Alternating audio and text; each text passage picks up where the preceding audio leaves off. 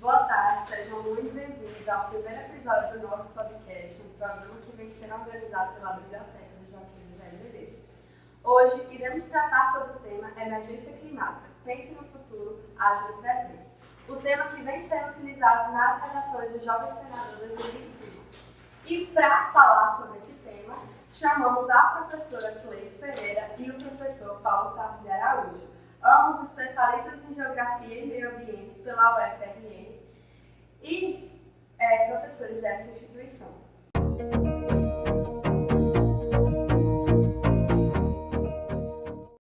Bem, professores, o tema Emergência Climática, pense no futuro, age no presente, o que ele pode nos trazer como mensagem? Por que a emergência? Como vocês observam e analisam tudo isso? Emergência porque não podemos mais aliar esse grave problema que assola o nosso planeta. O homem, ele vem historicamente explorando a natureza e praticamente sem dar tempo dessa natureza se regenerar. Eu gosto de dizer que a natureza, ela vive muitíssimo bem sem os humanos. Infelizmente, nós humanos somos profundamente dependentes da natureza. E aí é preciso existir esse equilíbrio, porque mesmo num universo grandioso, comprovadamente vida na Terra. A Terra oferece as condições especiais para a vida se desenvolver. Então, se o homem ele está quebrando esse limite, então isso torna a vida no nosso planeta a médio e longo prazo extremamente perigosa e com grandes dificuldades.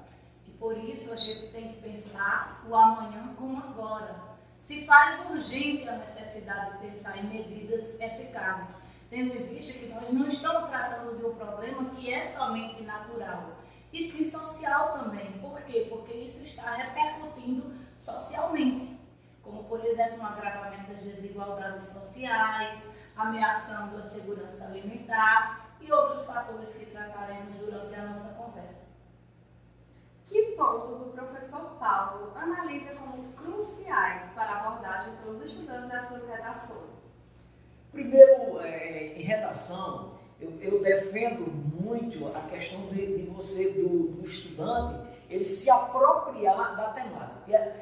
Não se escreve com profundidade, com zelo, se você não conhecer aquilo sobre o qual você vai descrever. Então é preciso que os nossos alunos, os estudantes como um todo, eles se apropriem das temáticas, né? Ele tem um conhecimento maior, no caso agora sobre emergência climática, que é um tema muito atual, né? E que vem repercutindo globalmente.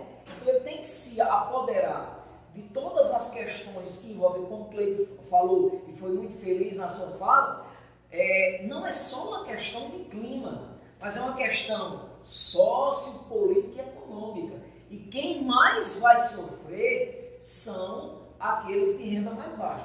Então é preciso, para você escrever bem, é preciso você conhecer.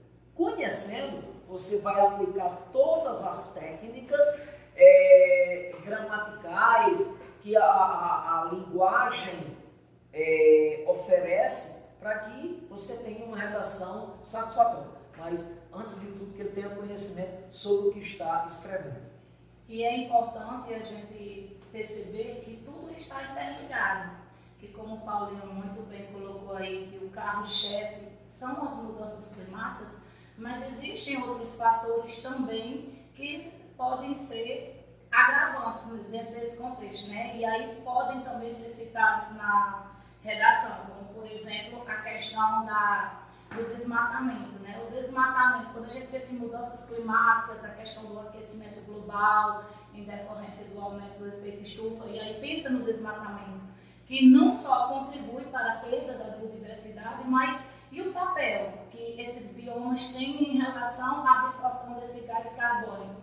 Então, com certeza, o desmatamento, entre outros fatores, vai contribuir para esse agravamento do efeito estufa e, consequentemente, do aumento global, do aquecimento global e das suas consequências. Outros fatores que também podem ser citados, por exemplo, é a poluição da água, do ar, do solo, que tudo isso são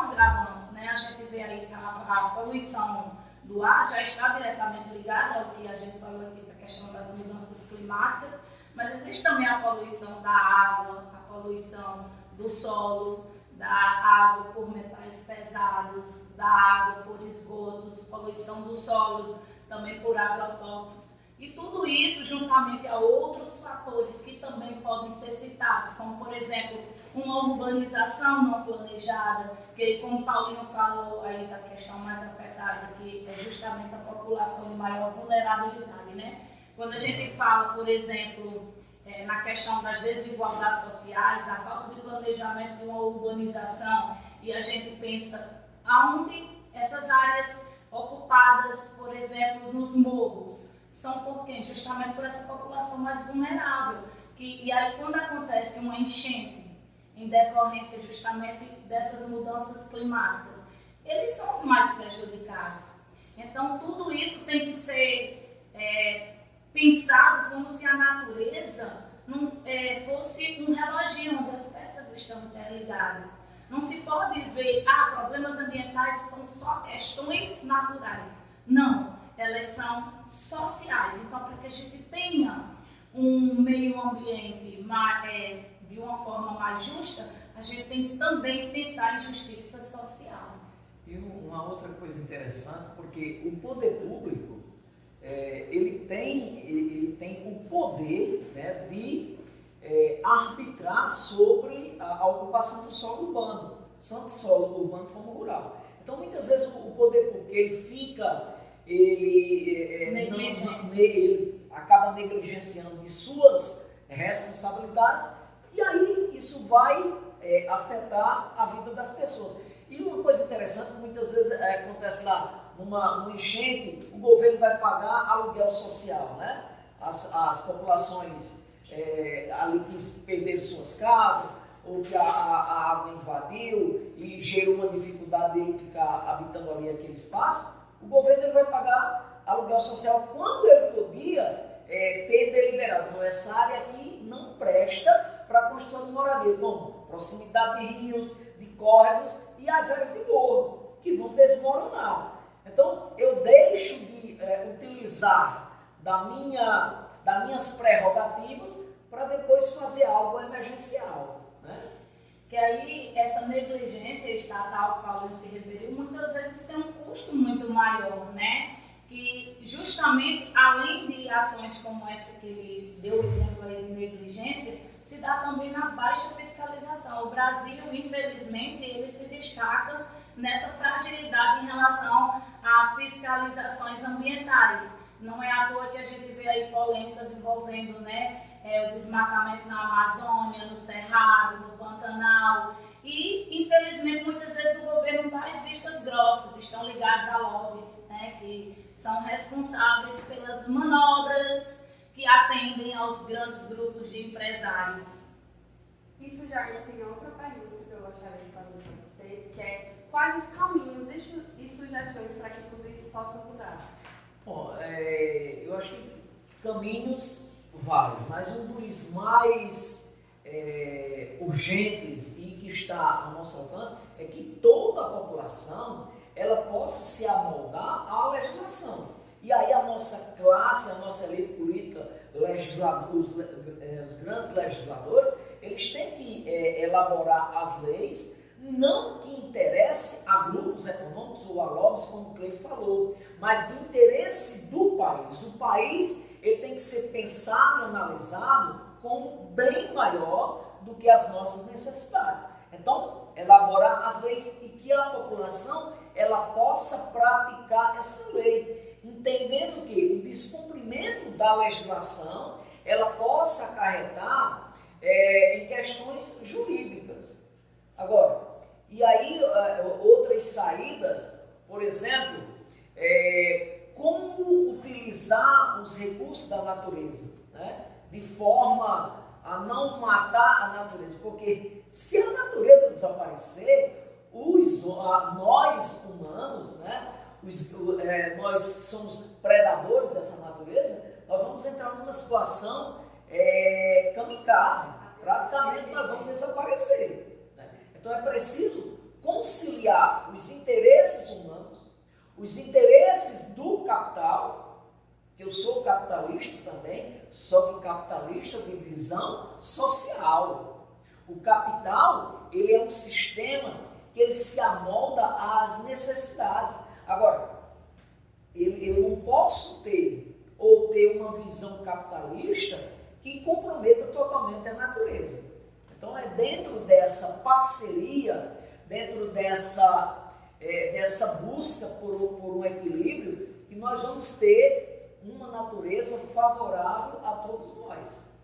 E aí, complementando essa fala de Paulinho, né, onde ele coloca justamente o governo, o Estado como guardião dos recursos naturais, uma vez que ele cria essa fiscalização, essas leis, e dá mais autonomia aos órgãos, como o IDEMA, né, que é responsável justamente, IBAMA, que são responsáveis para, junto ao governo, garantir essa proteção, essa manutenção dos recursos naturais.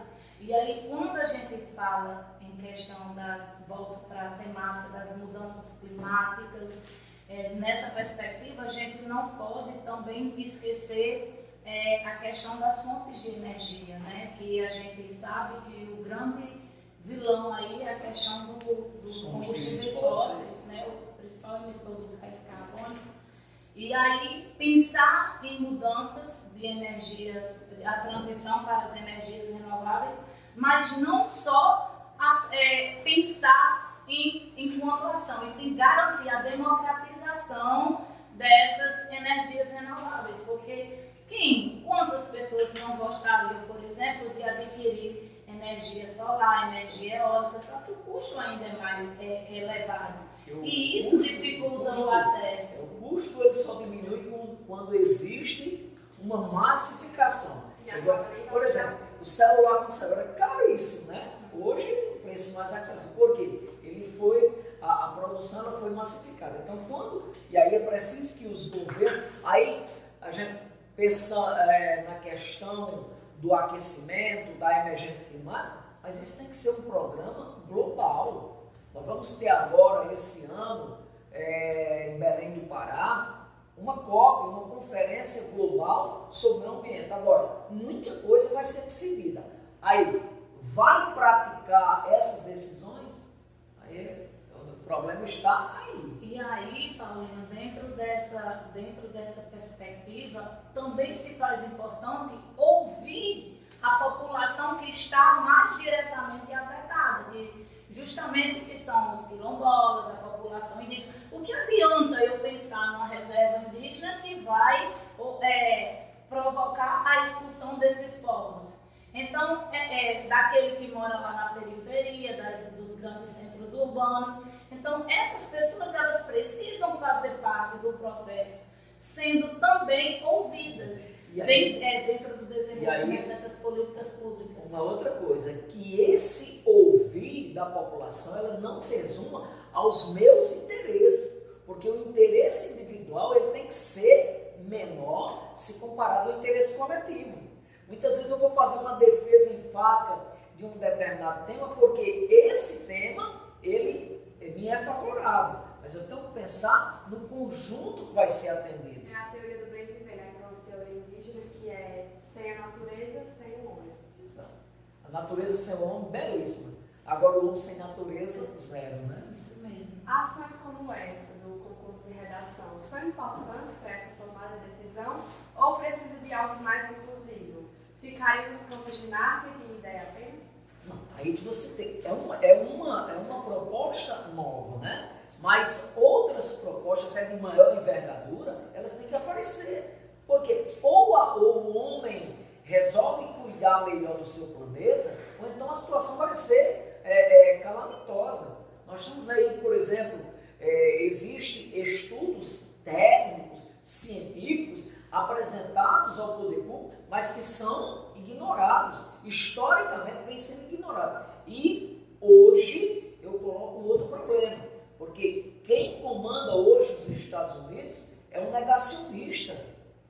E os Estados Unidos não deixam de ser a principal potência da economia mundial, que também gosta de dizer, ruim com os Estados Unidos, pior sem ele. Agora é preciso também que essa mega nação, o maior PIB do mundo, ele possa também comungar e entender que o nosso planeta ele vive hoje num limite extremamente perigoso. Ele é totalmente a favor da retomada das energias dos combustíveis fósseis. E ele relega no segundo plano, por exemplo, as matrizes energéticas renováveis. E aí, vai a questão dos grandes interesses, das potências globais, pequenas, médias e grandes. É o preocupante. Infelizmente, ainda se vê muito a natureza como algo inesgotável, apesar de todos os sinais que ela já vem dando, que não é bem assim como se pensava. Mas, levando aí para dentro dessa pergunta que você fez em relação à redação, a gente percebe que em políticas de redação como essa, é uma forma, uma estratégia que o governo tem buscado de ouvir a opinião dos jovens, daqueles que representam justamente o presente e o futuro da nação. A gente tem percebido isso não só em redações como essa do Jovem Senador, mas também em Enem e provas de IEF e outras coisas. Porém, como o Paulinho falou aí, não basta só ouvi-los. Precisam ser desenvolvidas políticas públicas e mudanças estruturais, dentro daquilo que a gente falou anteriormente, que possam fazer essas sementes que vocês estão plantando dentro da redação serem germinadas. Que o Brasil, que os governos possam ser essa terra a fecundar essas sementes plantadas através da redação, através da educação, através dos nossos jovens. Olha, uma ausência de uma política, por exemplo, de incentivo, né? Chamados incentivos fiscais. Não existe a nível de município, não conheço nenhum. A nível de estados, unidades federadas no Brasil e do governo federal, por exemplo, um programa de incentivo ao reflorestamento. Não existe. Que poderia, por exemplo, você refloresta 2 hectares e você tem um abatimento no seu imposto territorial rural, chamado ITR. Não existe. A nível de município, por exemplo, se você reflorestar um determinado espaço, você vai ter tantas horas a mais de trator para arar a sua terra para você plantar. Então, seria aí um custo baixo, porque no meu ponto de vista simples, o reflorestamento é a saída mais acessível para os países enfrentar o aquecimento global, sem mexer em áreas de agricultura, somente em áreas degradadas pela própria agricultura. E aí, no programa de incentivo, você teria o quê? O reflorestamento.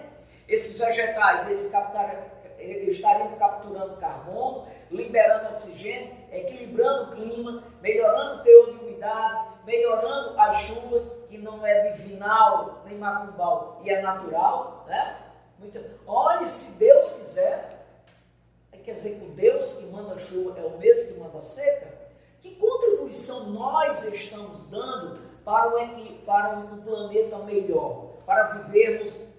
E o homem gasta milhões, gasta energia cognitiva para mandar uma nave a mar e esquece da sua casinha, do seu planeta. Nós tivemos um período, o período da quaresma, né?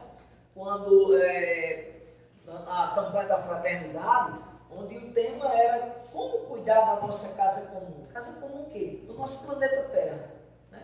E aí muitas vezes aquilo era falado lá nas missas, nas celebrações, mas de prática muito pouco, infelizmente. Então, Gabi, de um modo geral, é sim muito valioso ações como essa redação do Jovem Senador. Porém, precisa ter uma estratégia muito maior, que envolva não só educação, mas política pública e mobilização social. Para que as pessoas possam tornar a lei viva. Lei sem ter prática não vale de nada, está lá no livro, né? É como a nossa Constituição, tem vários artigos aí que não são praticados, né? Então é preciso legislar e que essa lei ela possa ser também utilizada pela população. Aí muitas vezes o público também acha que a questão é só governamental, mas o que existe mais? Governantes ou governados? Governados em quantidade maior. Então, Enquanto os governados não praticarem a legislação, as coisas não andam, infelizmente. E enquanto a gente não entendeu o que é democracia e o poder que os Exatamente. governados têm sobre os governantes. Eu Exatamente. acredito que vocês já responderam a pergunta que eu ia fazer agora amplamente, mas o que impede as realizações dessas ações? Eu acho que muitas vezes os interesses econômicos. Por exemplo, nós temos aí uma bancada hoje muito forte no Congresso Nacional, chamada de bancada ruralista. Vocês acham que esse pessoal, os grandes latifundiários, aqueles que produzem em grande escala, tanto para o mercado interno como para o mercado externo, eles têm preocupação com o meio ambiente? Eu acho que não. Mas eles têm que começar a terem também. Porque se você o Brasil hoje, e aí nós vamos amplificar a partir do Brasil a questão global, você não produz dentro da agricultura sem água das chuvas ou através da irrigação. A água da irrigação, ela vem indiretamente das chuvas. Então, se o homem desmata de forma aleatória, como é que ele vai ter esse retorno? Aí você passa a ter um custo produtivo maior, né? E aí isso vai chegar ao consumidor ou de forma mais escassa ou com um valor mais alto. Além dessa dificuldade, né, para recursos financeiros, que também está atrelado à falta de priorização por parte do governo, dos empresários, em relação às questões ambientais. Embora que a gente já se perceba que hoje as empresas estão passando a se preocupar mais com a questão sustentável. E não mais por uma questão somente de moda ou marketing, e sim por uma necessidade. Eu sempre comento, às vezes, nas minhas aulas, que hoje, por exemplo, empresas como a IP, como a Natura, como a Faber-Castell, fazem questão de divulgar que estão utilizando árvores sustentáveis, ou áreas sustentáveis, reflorestadas. Por quê? Porque isso está É um outro segmento econômico. Está se tornando primordial, embora ainda se perceba um grande negacionismo em relação às questões ambientais. Como a gente falou no início da nossa conversa, para muitos ainda isso é ilusório, essa questão de que os recursos da natureza são infinitos, até mesmo a própria água. A gente se ilude muito, né, com a questão de que terra aumenta a água. Tem gente que acha que não existe o aquecimento global. Entendeu? Acha que isso tudo é só estratégia política. E aí a gente pensa, mas o Brasil é privilegiado com uma grande quantidade de água, mas essa água, ela não é só questão de chuva. Além da questão de chuva, como por exemplo acontece no nosso Nordeste, existe a questão da má gestão dos recursos hídricos, além da contaminação, da má distribuição. A gente hoje tem países que vivem questões de conflitos por questões hídricas, como a Síria, como a Índia, como Israel. E aí, eu digo muito também em sala de aula, se o ser humano ele é capaz de fazer as maiores atrocidades por causa de ouro, que não é um bem essencial à vida, imagine por água. E aí, essa realidade, porque graças a Deus ainda não está tão presente no nosso cotidiano, muitas pessoas subestimam, mas já tem países vivendo essa realidade. E tudo isso, como o Paulinho disse, encarece. Por quê? Imaginem aí geadas, granizos que acontecem assim fora de época. Imagina aí enchentes ou secas prolongadas. Tudo isso afeta a produtividade de alimentos, isso afeta diversos setores da economia. Afeta o turismo, afeta a pesca, afeta a própria arrecadação tributária por parte do governo, para que o governo consiga manter os seus compromissos, né? Ou seja, as pessoas pensam que pensar em questões ambientais prejudica a economia. Não, o prejuízo econômico é muito maior sem os recursos naturais. E para finalizar o primeiro episódio do programa, eu queria saber o que vocês esperam dessa ação do Jovem Senhor. Como o Cleito falou, e ela foi muito feliz, é uma proposta interessante para que essa juventude ela possa também compreender, e contribuir e entender qual o seu papel dentro da nossa sociedade. Então, é um pontapé. E aí, que não fique somente nessa questão da redação, mas que ela possa se estender a todas as camadas, porque todos nós somos corresponsáveis por essa realidade de hoje, extremamente temerosa, que é essas mudanças climáticas, que atendem por esse nome de aquecimento global. Então, quando todos nós, brasileiros, nos dermos as mãos e passarmos a compreender melhor, e os outros países também a praticar, porque se isso ficar somente no Brasil, vai ser uma ilha, né? Uma ilha dentro de um oceano imenso. Então é preciso que o mundo todo, e aí começando por nós, para que a gente compreenda melhor essa necessidade de como continuar utilizando essa natureza, mas de uma forma responsável, que essa natureza ela não nos castigue, né? Aí muita gente, é um castigo divino. Eu não acredito que o Criador, na sua santidade, ele tenha essa mão tão pesada para vitimar inocentes. Isso é culpa das nossas ações. Quando eu digo nossas ações, ações dos seres humanos, porque direta e indiretamente estamos lá contribuindo para esse caos climático, né, com suas repercussões nos vários setores da economia. E aí, Gabi, ações como essas, elas levam, por exemplo, o jovem na compreensão que vocês veem muito em sociologia, em geografia, que ética, política, cidadania se inicia na escola. A partir disso, cria condições para que vocês se tornem aquilo que a gente tem como principal objetivo enquanto educadores, que é torná-los cidadãos críticos e atuantes. Então, que isso não seja um fim, e sim o início de um engajamento, de um empoderamento, de uma luta cidadã, que vocês entendam que é aí a semente, mas que para que essa semente ela possa frutificar, ela precisa ser regada, ela precisa ser cuidada.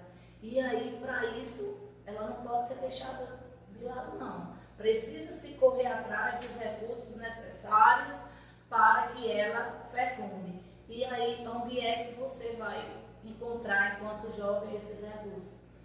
As políticas públicas, buscando parcerias.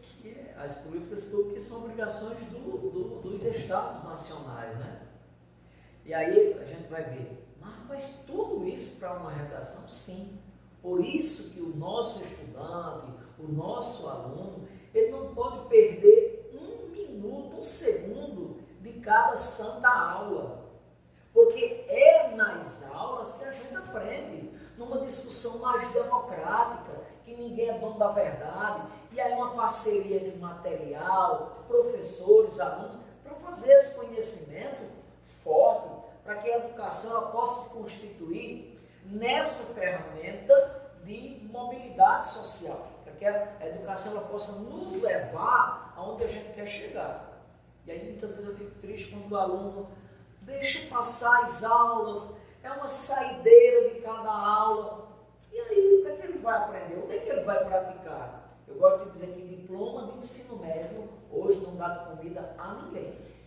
E só complementando, assim, uma fala que já foi lá para trás em relação à redação, Gabi, eu queria sugerir 3 filmes que eu acho maravilhosos para serem utilizados de referência dentro dessa temática. A questão do Lorax, né, Em Busca da Trufa Perdida, que é a questão da sustentabilidade ambiental. O Olley, que também mostra o quanto o esgotamento dos recursos naturais leva ao fim da vida na Terra. Não sei se você já assistiu aquele filme daquele robozinho em que o planeta está acometido de lixo e ele é criado para catar o lixo ali. E outro que fala muito sobre a questão da má gestão dos recursos hídricos e que eu acho formidável é Rango. Rango é aquele calango que ele está no sertão nordestino, onde a gente percebe que no filme uma crítica, né, o prefeito, na verdade, ele não tinha interesse de gerir bem os recursos hídricos, porque no final do filme a gente percebe que havia toda uma indústria da seca, né, uma corrupção por trás da má gestão dos recursos hídricos. E claro que isso é uma crítica, mas são filmes que vale a pena assistir, que vai complementar aí a temática da redação. Quando o Cleito fala a questão hídrica, a água na natureza está dentro de um ciclo, né? Que vai e volta. Toda a água evaporada, toda a água transpirada, ela vai voltar um dia à Terra sob a forma de chuva, neve ou granizo. E dentro de 100 anos, a água vai passar 98 anos nos oceanos e mares.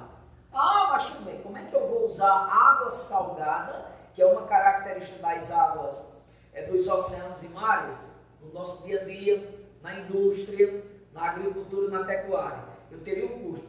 Então, é preciso administrar desde já muito bem os recursos que a natureza nos oferece, principalmente, e um deles, né, é a questão da água. E muitas vezes o pessoal fala, mas o nosso planeta poderia muito bem ser chamado de água, porque tem água nos 3 estados da matéria. Mas a água disponível para o consumo, para a agricultura e pecuária, ele não chega a 1% do volume de água que existe na atmosfera.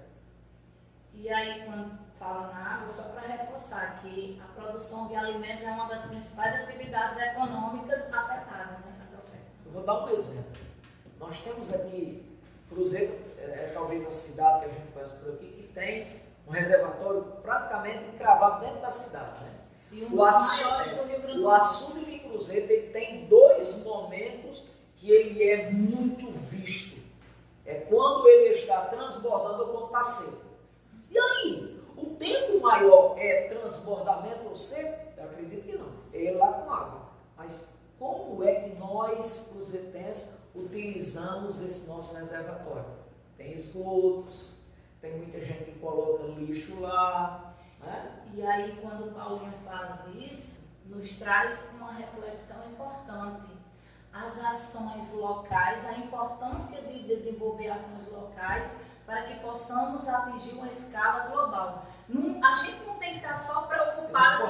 Eu não posso me preocupar com o globo sem ter uma preocupação com o local. Eu não posso achar que essas questões ligadas ao aquecimento global, às mudanças climáticas, estão ligadas apenas à redução do gás carbônico determinado ali no Acordo de Paris. Não. Eu preciso entender que pequenas atitudes como essa que Paulinho citou aí, como o uso correto da água, o depósito correto do lixo, entre outras, são ações pequenas que terão grandes e aí, quando consequências. Você pega uma ação pequena sua, minha, sua e de outros, ela vai crescendo, né?